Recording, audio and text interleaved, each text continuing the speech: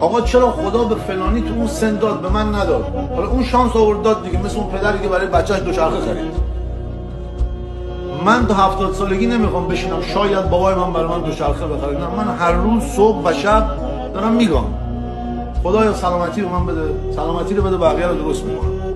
آقا میخوای پول بدی، میخوای بوگاتی بدی، چه میدونم کلیه درد داشته باشم، آقا نمیخوام. قصه خار تو بوگاتی با هم، سلامتی منو بده، بقیه رو خودم میسازم. اصلا تو بگو خدا الکیه، بگو اصلا اینا همه با کامپیوتر داره تنظیم میشه، سرور جیب جابه، این همه آدم دارن دعا میکنن، سرور هم باشه خارپوس نوبت تو بخواد بشه طول میکشه. برادر هر روز که برید پیش خدا خواهی مالی که رفیق شو باش دیگه، به خدا نوکرتم سلامتی بده، هی پرونده‌تو میکشه میاره بالا.